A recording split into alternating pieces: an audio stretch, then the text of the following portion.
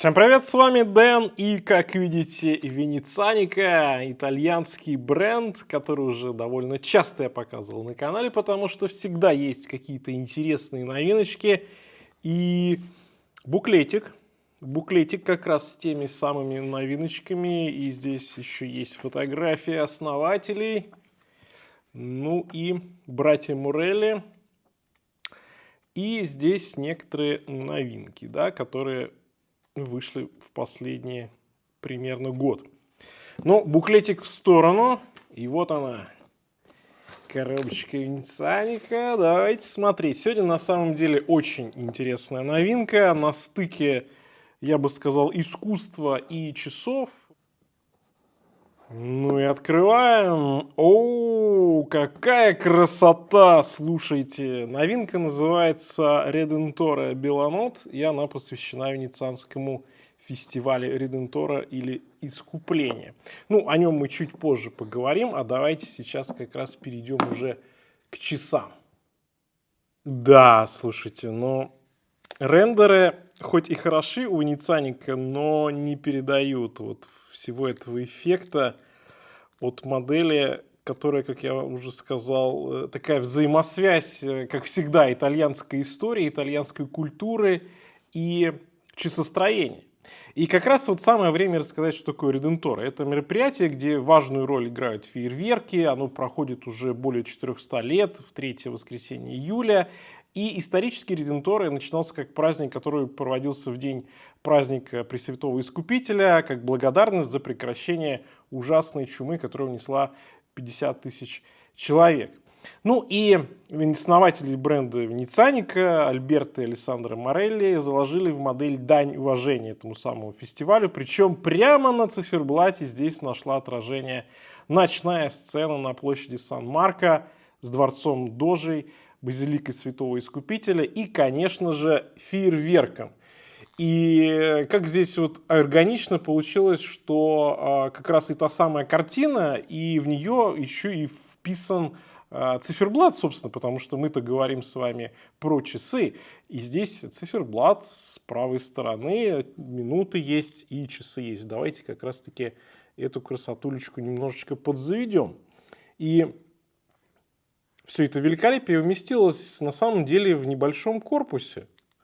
И почему? Потому что здесь небольшой механизм. Внутри на самом деле находится Seiko NH05 с автоподзаводом. Очень небольшой калибр. И, собственно, он смещен в правую сторону циферблата. И получается такая у нас вот органичная картина.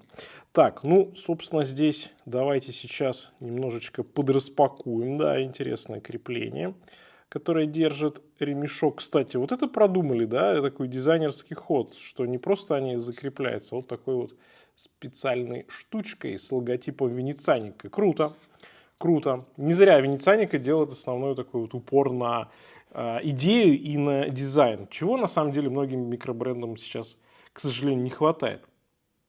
Ну, по корпусу, раз уж я сказал, давайте посмотрим, что у нас получается. А получается у нас 40 миллиметров в диаметре всего-то, да, хотя тут много всего на циферблате. И по высоте, с учетом выпуклого стекла, 11 с небольшим миллиметра.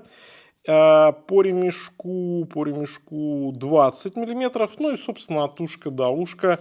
Не думаю, что здесь будет много, но, тем не менее, давайте посмотрим.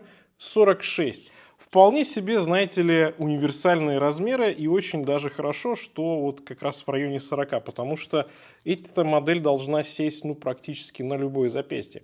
У меня 18,5 в обхвате, и как видите, шикарная посадка, очень удобно.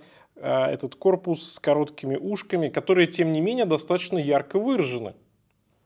То есть ушки здесь виднеются, и ушки хорошо сочетаются с достаточно широким рантом.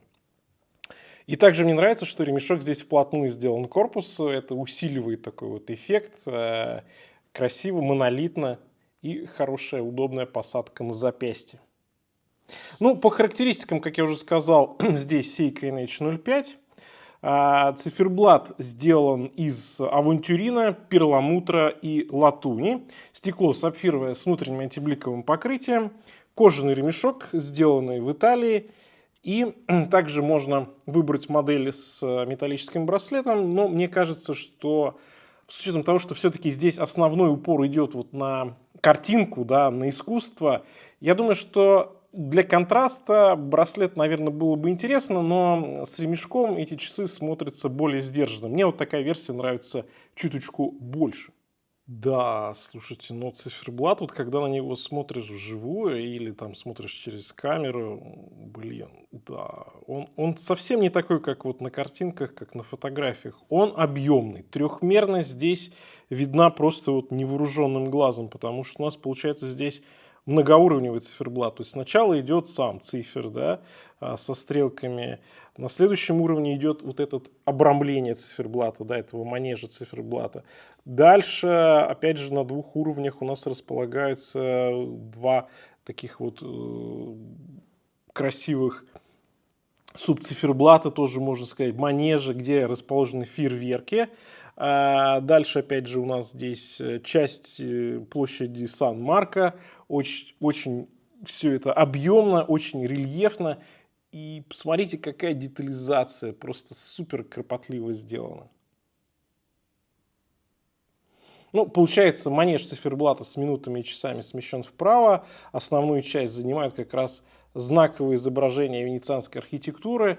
И используют они для звездного неба авантюрин здесь. Перламутр символизирует Луну. Она на циферблате, то есть это Луна. И латунь, да, покрытая родием, базилика и дворец. Здесь у нас снизу и с левой стороны на циферблате. Ну и получается, что в общем циферблат имеет сложную четырехуровневую систему. Ну и лев у нас здесь тоже есть. Да, лев вот здесь. У отметки 9 часов на циферблате как раз одно из ключевых мест данной композиции занимает знаменитый лев площади Сан-Марко, который символизирует мощь Серениссимы, то есть это торжественное название Венецианской республики. Супер.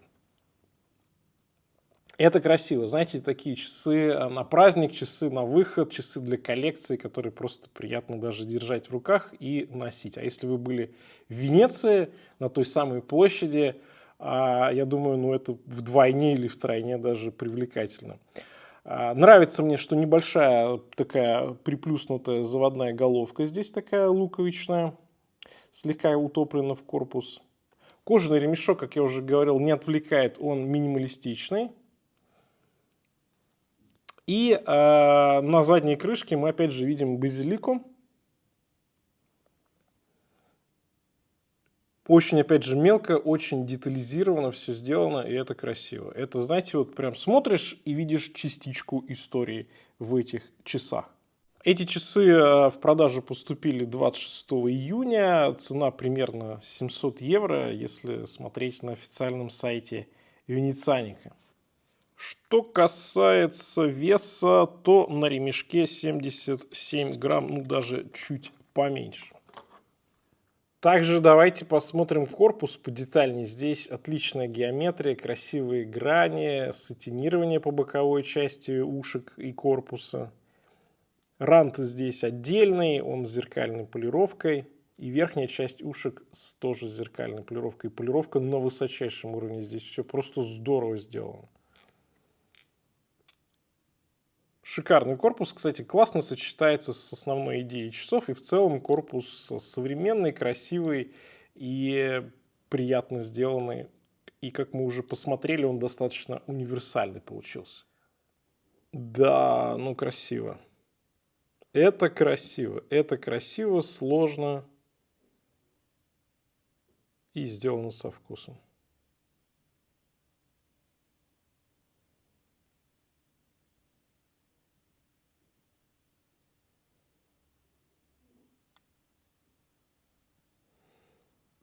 Ну, не знаю, как вам, лично мне кажется, что это потрясающая и идея, и исполнение, и в целом микробренды такого еще не демонстрировали. Ну, что хочу сказать по итогам. Как мне кажется, модель получилась сложной, праздничной, такой очаровательной, хорошо отражающей душу Венеции. И в плане характеристики, цена, здесь все окей, но при этом, безусловно, эти часы стоит воспринимать и рассматривать не как вот некую повседневную модель или там обычную модель. Это модель вот такая для души, модель крайне необычная, модель для коллекции. Хотя при этом, в принципе, эти часы подходят и для каждодневного использования, как бы ни странно это ни звучало, поскольку здесь в плане читаемости все на самом деле прекрасно. И более того, такие часы на запястье – это всегда повод, во-первых, восхититься красотой их циферблата, подумать про историю, подумать про Венецию, да и, в принципе, завести какой-нибудь приятный разговор и беседу. Напишите, как вам эта модель. Мне лично эти часы весьма и весьма понравились. На этом у меня все. Всем пока. С вами был Дэн. Увидимся.